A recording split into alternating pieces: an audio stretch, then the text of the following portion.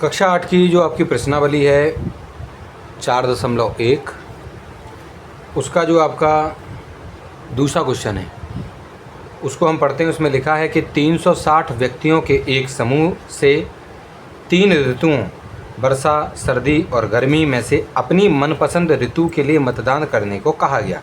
यानी 360 लोगों का कोई एक ग्रुप था, समूह था। उन सभी लोगों से ये कहा गया कि आपके ये जो 3 जो है मौसम होते हैं, वर्षा का मौसम, सर्दी का मौसम और गर्मी का मौसम, इनमें से जो भी आपको मनपसंद मौसम, मतलब जो आपका मनपसंद मौसम हो उसको आपको क्या करना है, चुनना है, यानी मतदान करना है, उसके लिए वोट करना है।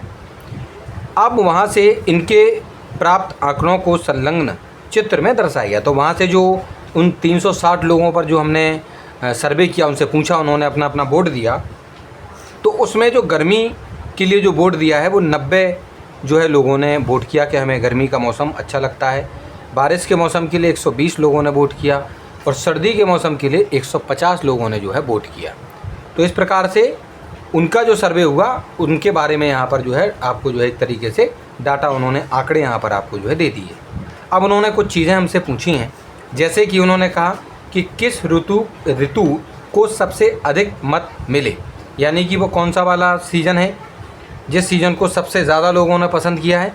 तो वो देख लीजिए, इसमें आपको दिख रहा है 150 लोग सबसे ज़्यादा जो है पसंद कर रहे हैं आपके शीत यानी कि विंटर सीजन को। ठीक है कि नहीं? चलिए, तो इसका जो दूसरा क्वेश्चन है, इसके दूसरे क्वेश्चन का जो पहला भाग है, उस पहले भाग का जो उत्तर हमारा हो जाएगा वो हो जाएगा शीत यानी कि विंटर। ये वाला जो सीज़न वो सबसे ज़्यादा लोग यानी 150 लोगों को पसंद था। उसके बाद दूसरे नंबर पर उन्होंने कहा कि प्रत्येक त्रिज्यखंड का केंद्रीय कोण ज्ञात कीजिए। तो देखिए, अब इसमें क्या है, उन्होंने हमसे ये कहा कि अगर हम इन आंकड़ों का अगर इस तरीके से हम अपना एक पाई चार्ट बनाने की कोशिश करते हैं तो यहाँ आप देखते हैं कि यहाँ पर कुछ कोण बनते हैं, यानी 2 लाइनें जो उनका, जैसे मान लो अगर हम ये कहें कि एक हम आपको ये बताना चाहें कि जैसे मान लीजिए कोई आपके पास आंकड़े थे और हमने कह दिया उसके लिए हमें पाई चार्ट अगर बनाना है, तो यहाँ पर छात्रों कहने का मतलब ये हो जाता है कि इसमें जैसे मान लो हमने ये कह दिया कि गर्मी का मौसम, तो उसके लिए हम कितना हिस्सा यहाँ पर उसके लिए रखें, कितना हिस्सा यहाँ पर रख सकते हैं। क्या हम इसको इतना टुकड़ा दे सकते हैं, या फिर हम कहने का मतलब ये है क्या हम इसको इतना टुकड़ा दे सकते हैं, या इसको और भी कम ज़्यादा हम टुकड़ा दे सकते हैं क्या। जैसे इस तरीके से हमने ये बनाया तो हम कह दें यहाँ से इसको हमने क्या इतना सा गर्मी के लिए हम इतना सा हिस्सा दे सकते हैं। तो ये हिस्से किस चीज़ पर निर्भर करते हैं, ये हिस्से निर्भर करते हैं कि उसका जो केंद्रीय कोण है यानी जो सेंट्रल एंगल है वो कितना है, यानी उतना ही एंगल उसको इसमें से दे दिया जाता है। जैसे इसी वाले क्वेश्चन को हम देखते हैं कि जैसे इसमें उन्होंने ये कहा कि जैसे ग्रीष्म, तो कहने का मतलब ये है कि इस वाले ये जो जैसे पूरा का पूरा हमारा ये जो वृत्त है, सर्कल है, इसमें ग्रीष्म ऋतु के लिए कितना हिस्सा होगा। तो उसके लिए देखो करना क्या पड़ता है, उसके लिए हमें करना ये होता है कि आपका जो जैसे हम ये कहते हैं कि हम निकालना चाहते हैं इनका, तो इसके लिए देखो हम क्या कर रहे हैं, शीत ऋतु के लिए सबसे पहले हम क्या करते हैं, जो इसका दूसरा वाला जो भाग है, इस दूसरे वाले भाग में हम सबसे पहले क्या करते हैं कि जो आपका सबसे पहले क्या लिखा, ग्रीष्म ऋतु, यानी ग्रीष्म के लिए आपका केंद्रीय कोण यानी सेंट्रल एंगल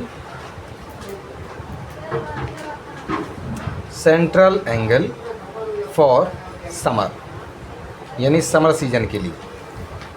तो इसको निकालने के लिए हमें क्या करना पड़ता है कि देखिए, जो मत आपके ग्रीष्म ऋतु के लिए आपको मिले हैं उनको आप ऊपर लिख देंगे, ग्रीष्म मत यानी कि समर वोट, सॉरी यहाँ लिखना था समर वोट, तो अच्छा, इसको पहले हम एक काम करते हैं, यहाँ पर ये बनेगा नहीं, ठीक है। तो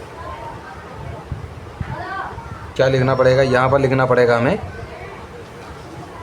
कुल मत, इसको हटाते हैं यहाँ पर, और यहाँ पर हमें लिखना है कुल मत, यानी यहाँ लिख लेते हैं हम आपका समर वोट और अपॉन में टोटल वोट, टोटल वोट, और इसमें हमें गुणा करना होता है 360 के साथ।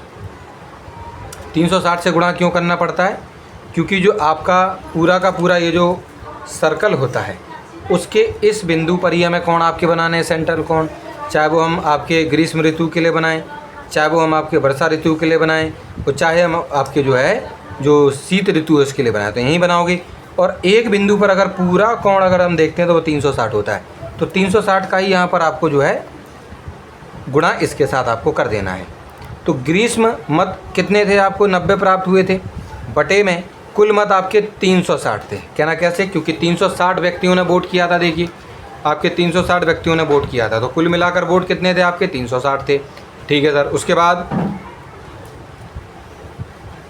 इसमें हम गुना कर देंगे आपके 360 डिग्री के साथ, तो यहाँ देखिए 360 से 360 कट जाएंगे, तो यहाँ पर आपका बचेगा 90 डिग्री, क्योंकि 360 से 360 1 डिग्री बचेगा, 1 डिग्री का 90 में गुणा होगा तो आपका आ जाएगा 90 डिग्री।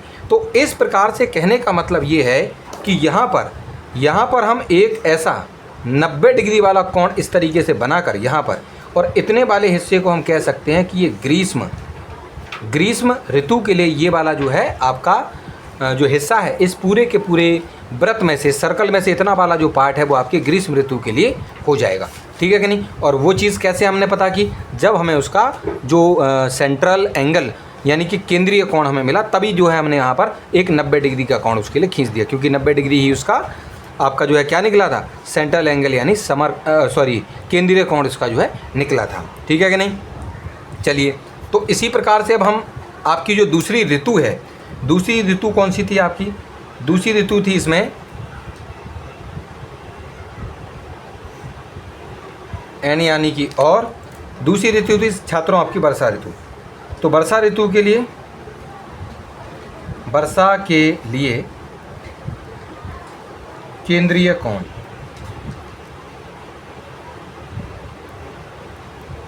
यानी सेंट्रल एंगल फॉर रेनी, जो रेनी सीजन है उसके लिए देखो, अब आपको देखना है कि वर्षा वाले जो मत हैं, वर्षा मत, और बटे में जो आपके कुल मत थे, कुल मत। वर्षा मत का मतलब क्या है आपका, रेनी जो बोट्स हैं, जो रेनी के लिए आपको बोट मिले थे, रेनी बोट, और आपके टोटल बोट। ये तो हिंदी इंग्लिश हो गई, और गुणा तो आपको 360 के साथ करना ही करना है, ठीक है कि नहीं, बराबर में। वर्षा वाले मत कितने थे छात्रों आपके, 120 थे, 120 बटे कुल मत आपके 360 थे, और गुणा में फिर से 360 हो रहा है, तो फिर से यहाँ पर फिर से हमारे 360 आपस में कट जाएंगे, और आपका बचेगा एक का गुणा होगा 120 में, तो आपके हो जाएंगे 120 डिग्री। तो इस प्रकार से आपका जो वर्षा के लिए जो है आपका क्या है, वर्षा के लिए केंद्रीय कोण यानी सेंट्रल एंगल फॉर रेनी, वो आपको 120 खींचना है। इनको याद रखना, हम यहाँ पर आपको उसमें चित्र में खींचकर भी हम आपको समझाएंगे कि किस प्रकार से इसको आपको करना है, ठीक है कि नहीं। यहीं पर हम क्या करते हैं, देखो जैसे ये वाला जो आपको दिख रहा है, इसमें हम यहाँ पर इसको रख देंगे, आपका जो डी है, डी यहाँ पर रखने के बाद यहाँ पर जो आपकी लाइन जा रही थी उसको हम बेस मानेंगे, और यहाँ से फिर हम 120 गिनकर वहाँ लगा देंगे। आपका जो है उसके लिए जो आपका वर्षा ऋतु है, रेनी सीजन, उसके लिए आपको मिल जाएगा कि कितना हिस्सा इस वृत्त के अंदर उसका होने वाला है, ठीक है कि नहीं। चलिए, अभी तो खैर ये समझाने वाली बात थी, अगला वाला हम करते हैं इसमें, जो आपका शीत ऋतु है, यानी शीत ऋतु के लिए आप क्या निकालने जा रहे हैं, शीत के लिए जो आपका केंद्रीय कोण है, शीत के लिए जो केंद्रीय कोण है यानी सेंट्रल एंगल फॉर विंटर, तो क्या करेंगे आप, यानी शीत मत बटे में आपके कुल मत, और गुणा में सॉरी पहले तो इसकी इंग्लिश लिख लें यहाँ पर,